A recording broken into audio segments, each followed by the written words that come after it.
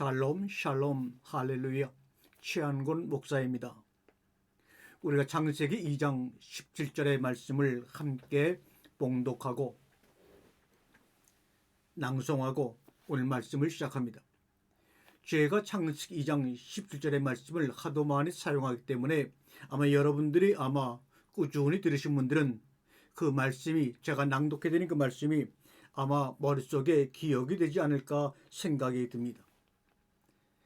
선악을 알게 하는 나무의 열매는 이라고 개역 성경에는 나와 있지만, 열매라는 말은 원래 성경에 나와 있죠. 열매라는 말은 성경에 없습니다. 붙인 겁니다. 그러므로 원래대로 바르게 읽어야 합니다. 선악을 알게 하는 나무는 먹지 말라. 너희가 먹으면 죽고 죽으리라. 이 반드시란 말은 죽고라는 말, 죽는다는 말을 반드시라고 번역해서 강조한 거죠. 창세기 1장의 첫째 날부터 여섯째 날까지는 하나님이 일방적으로 말씀하신 것을 모세가 그 당시 그들의 언어로 받아 적은 겁니다. 누구하고 소통하는 문장이 아닙니다.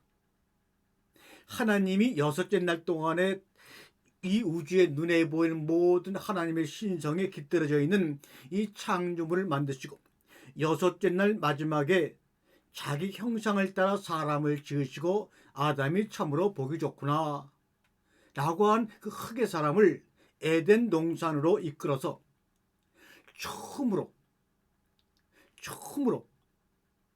사람이 있으므로 하나님이 존재하게 되는 것이고, 하나님이 의미가 있죠. 사람이 존재하지 않는다고 하나님이 없다는 말을 드리는 것이 아닙니다. 하나님이 사람으로 인해서 우리 가운데 드러남으로 소통하게 되었다, 의미가 생겼다는 말이죠. 무인도에 나 혼자 있다면 거기에는 무슨 의미가 있겠습니까?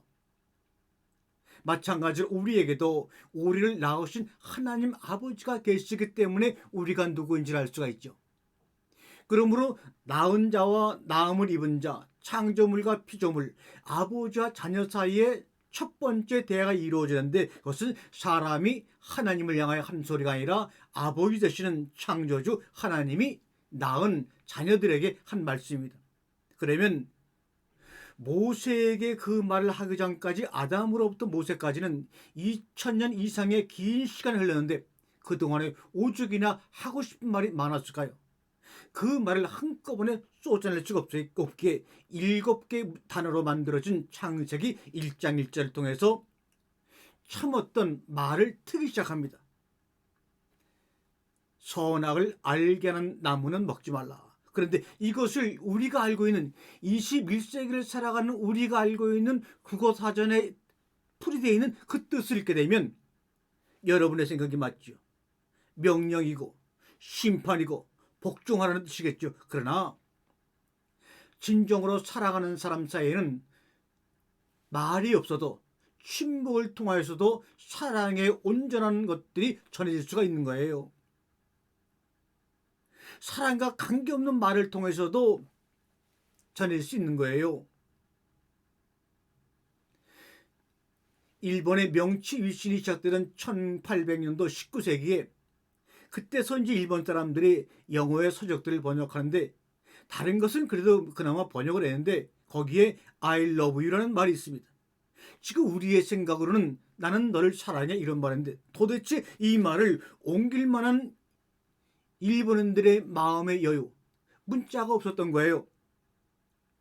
그래서 고민하다가 I love you를 처음에 어떻게 번역했냐면 죽겠네, 좋아 죽겠네, 이렇게 번역했다는 겁니다.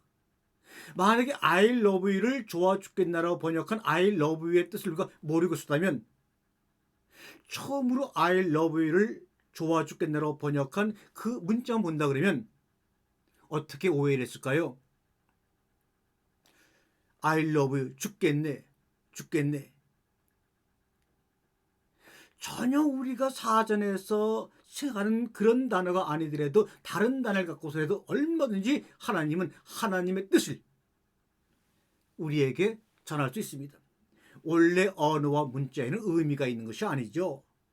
소리가 나오는 것을 사람과 사람이 약속한 약속에 따라서 우리가 그렇게라고 인식하는 것뿐이지 그것은 원래 소리입니다.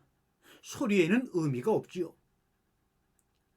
우리가 하나님께서 선악을 알게 하는 나무를 먹으면 너희는 죽고 라고 하는 이 문장으로 옮겨진 하나님의 소리를 듣게 되면 거기에는 어떤 의미도 없습니다. 그저 하나님께서 인간과 첫 말문을 튼 그 기적적인 신비의 사건만이 우리의 영혼을 울릴 것입니다. 죽음이라는 단어를 반복해서 강조함으로 말미암아 우리에게 태초에 말문을 트신 하나님, 인간이 만약에 죽음이라는 차원을 건너는 과정이 없다면 이 땅에 수많은 신들을 만들었을까요? 하나님을 믿었을까요? 종교라는 것이 생겼을까요? 철학이 생겼을까요? No, 생기지 않았을 것입니다. 영혼이 이 땅에 태어나서 영혼이 죽지 않는다면 종교가 무슨 의미가 있고 신앙이 무슨 의미가 있고 기도가 무슨 의미가 있겠습니까? 그 죽음이라는 것을 우리는 하나님 원래 인간과 소통하신 뜻과 반대로 생각하다 보니까 공포로 두려움으로 다가와서 그 죽음을 어떻게든지 넘어가 보자고, 영생 불사의 삶을 살아가 보자고 사람들은 노력하는 가운데 철학이 만들어졌고 사상이 만들어졌고 종교가 만들어졌고 또 불교, 이슬람교, 기독교니 뭐니 상관없이 바로 거기에 포인트가 있는 거죠. 그러나 이 죽음이라는 것이 이 세상을 보게 되면 참으로 또 우리에게 평안을 줍니다. 가진 자들, 명예를 가진 자들, 물질을 많이 가진 자들, 권력을 많이 가진 자들, 세상에서 남이 부러워하는 것들 많이 가진 자들은 이 가지는 것을 소유하기까지 얼마나 땀을 흘렸겠어요. 얼마나 남의 피를 흘렸겠어요. 그렇게 해서 겨우겨우 얻어서 이것을 나라고 믿고 살아가는 사람들에게 이것을 놔버린다고 하는 것은 너무너무나 끔찍하죠. 그래서 죽음이라는 것을 막기를 거절합니다. 죽음을 죽기 순간까지는 생각하지 않으려고 합니다. 그러나 반대편에서는 기아와 기근에 시달리고 병에 시달리고 가난에 시달리는 극한 사람들은 죽지 못해 산다고 말하죠. 그들이 말하는 것은 죽음입니다. 죽음은 이렇게 양면입니다. 내가 어느 처지에 있느냐에 따라서 죽음이 반가울 수도 있고 기다려질 수도 있고 죽음이 두려움으로 우리에게 미치는 영향을 가질 수 있습니다. 죽음이 죽고 죽으려고 말씀하신 그 죽음이 어디 있습니까? 지금도 우리가 어떤 형편에 있든지 이 죽음의 문제를 해결할 수만 있다면 우리는 부족한 사람은 부족한 대로, 부한 사람은 부한 대로 오늘의 이 삶을 행복하게 평화롭게 다른 사람과 하나 되며 살아갈 것입니다. 많이 가진 자는 나누려고 했을 것이고 없는 자들은 열심히 일하고 헌신하려고 할 것입니다. 참으로 죽음이 어디 있는가? 어디 있을까요? 바로 우리의 하루하루의 삶 속에 죽음이 있지요. 우리는 살아가고 있다고 생각하지만 어머니의 뱃속에서 낳는 순간부터 울음을 터뜨리는 순간부터 죽음 속에서 하루하루 60년, 70년 살다가 다른 차원으로 넘어갑니다. 그 다른 차원의 삶은 누구도 알 수가 없어요. 하나님의 말씀을 통하여 깨달아질 것 같지만 하나님의 말씀을 통하여 깨달아지는 순간 성령의 인도하심이 없으면 우리는 절대로 그 길을 갈 수가 없어요. 날마다 살면서 죽는데 암이 걸려 몇 달밖에 못 삽니다. 코로나 바이러스로 몇 달밖에 못 삽니다.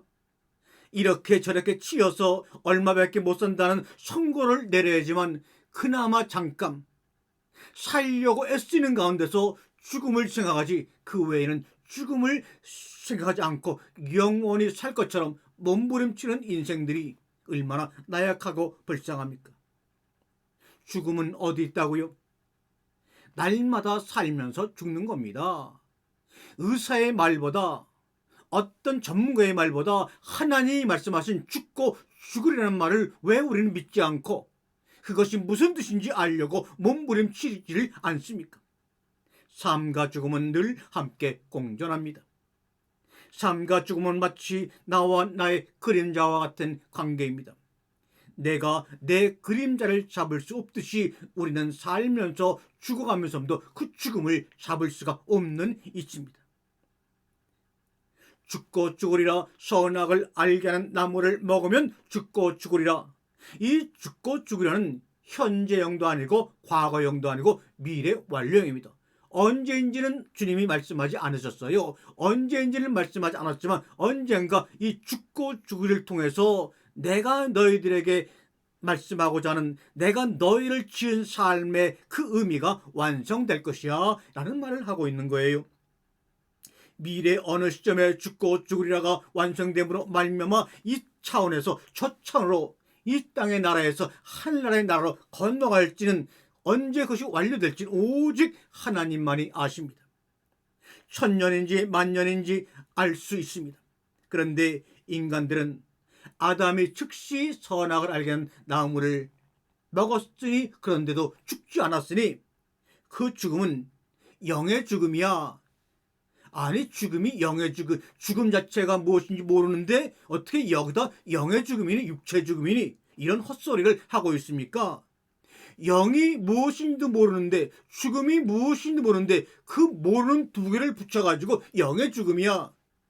꽤 유식하게 떠들지만 다 헛소리입니다. 자기도 무슨 소리를 하는지도 모르고 어떻게 하나님의 말씀을 맡은 종으로서 그런 얘기를 성도들에게 합니까? 죽고 죽으리라고 천년, 2000년을 기다리시는 하나님 아버지의 마음과 열심을 그렇게 무시하고 영의 죽음이라고 단정을 할까요? 진리는 단정하는 것이 아닙니다. 온갖 논리와 지식으로 무장하여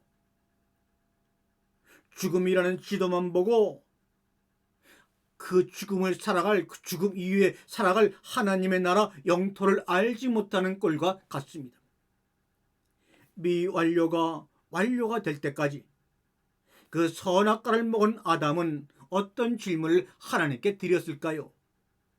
만약에 하나님이 아담의 질문을 받았다면, 아담이 질문을 했다면 어떤 질문을 하나님께 드렸을까요? 미완료가 완료될 때까지 그 선악과를 먹은 아담은 과연 질문을 했을까요? 이것은 아담인 여러분과 저에게 하나님이 묻고 있는 겁니다. 너희는 이 말씀을 듣고 나에게 어떤 질문을 하였는가? 죽음도 무엇인지 모르고 선악과도 제대로 알지 못하는 우리들, 영이 무엇인지 알지 못하는 우리들에게 내가 너희들에게 그 말을 했다면, 그래서 그것을 명령을 오해하고 살았다면 이제라도 뒤돌아서서 관역을 정확히 맞춰라 이 말입니다. 그런데 너희 스스로 벗어난 관역을 맞출 수 없으니 나에게 질문 좀 해주지 않으려 하는 주님의 간절한 마음이 그 속에 있는데도 영의 죽음이니 무슨 죽음이니 우리는 자기가 아는 것처럼 얘기하니 좀 사람이 겸비해져야 합니다. 우리가 눈에 보는 인터넷상의 종이상의 지도는 영토가 아닙니다. 지도라고 하는 것은 내가 살고 있는 땅이 아닙니다. 성경은 영토가 아닙니다. 하나님의 나라가 아닙니다. 그는 하나님의 나라로 가는 길이요, 이정표요, 내비게이션입니다. 그런데도 맥만 배우고 다 아는 척하면 안 됩니다. 영토를 배웠느냐 하는 겁니다. 하나님의 나라를 배웠느냐 하는 겁니다. 맥만 배워서 지도만 볼 줄 아는 것을만 배워서 그것을 연결해 이론만 만들지 말고 맥과 지도와 영토의 간극을 머릿속에 넣어두면 좋습니다. 성경이 기록된 문자는 바로 지도의 맥입니다. 어떤 사람의 지도가 의미가 있을까요? 이 사람 저 사람 지도 이야기를 많이 꺼내는데 진정 어떤 사람이 말하는 지도가 의미가 있을까요? 당연하지요. 그곳에 가봤던 사람이 지도를 만들어야 하지요. 말에 떨어졌다, 문자에 빠졌다, 지도에 떨어졌다, 지도에 꽂혔다 이 말입니다. 그러니까 그 지도의 이야기를 하지 말고 지도라는 것은 유럽 사람이 만든 지도의 모습이 틀리고 아시아 사람이 만든 지도의 모습이 틀리고 각 나라 사람들을 자기 나라를 중심에 놓고 지도를 만들다 보니까 시대에 따라서 강대국의 변화에 따라 지도를 자기 중심으로 만들다 보니까 다 틀리게 만들지 않습니까?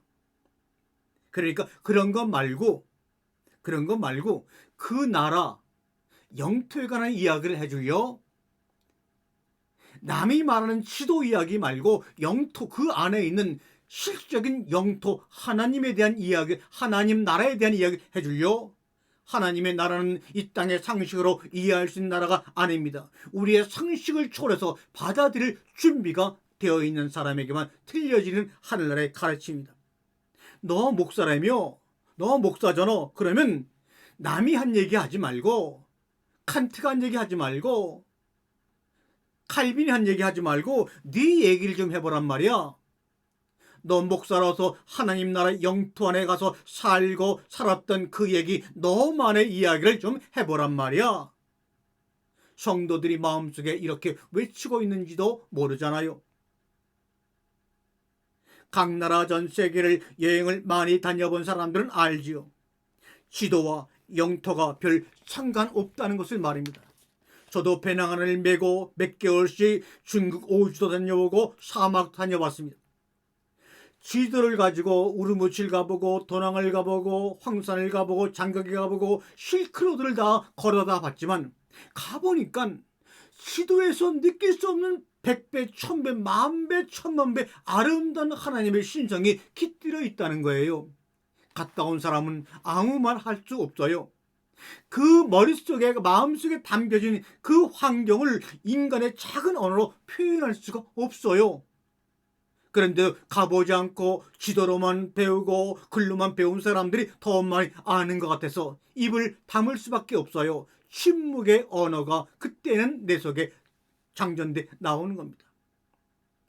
가보니까 필리핀도 가보고 다양한 나라를 가봤지만 지도에 안 그려놓은 곳들이 더 많아요. 더군다나 하나님의 형상을 따라 지으심 받은 사람들의 그 모습과 다양함은 지도에는 전혀 그려있지 않더라고요. 못 그려놓은 곳 찾아서 가는 재미가 바로 여행이에요. 이 땅이 바로 하늘나라에 온전히 살기 위해서 잠시 여행 온 것입니다. 여행과 살아가는 천상병 시인은 마지막 기천현실을 통해서 내가 이 땅에 여행 왔다가 살고 들어가 보니 너무나 이 땅의 삶이 아름다웠더라. 청산병 시인의 그 짧은 생애를 돌이켜보게 되면 그처럼 고통과 고난 속에서 오해 속에서 가난하게 산 사람이 없어요. 그럼에도 이 땅의 삶이 아름다웠더라고 내가 돌아가 그분께 말하리라. 그분은 영토의 삶을 살다 간 거예요. 현대는 지도, 내비가 지도하는 대로 따라가는 맹목적인 삶을 유도하는 사회입니다. 우리의 가장 큰 장애는 영토를 경험하는 감각이 점점 사라지고 없어집니다.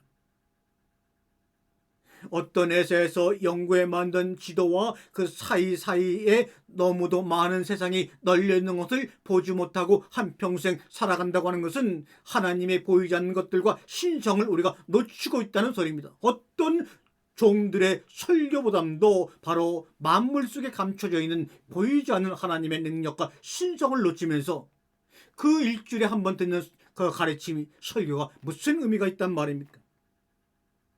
세상에 어떤 회사가 만든 내비와 지도는 필요하지 않은 것, 자기들에게 이익이 되지 않는 것, 수수료를 내지 않는 것들은 다 빼버리고 만들지 않습니까? 검색되지 않는 세상이 오히려 과학이 발달한 이 세상에서 과거보다 많아졌다는 것 여러분 눈치를 채셨나요? 행간의 숨은 이야기를 찾아 전해줘야 합니다.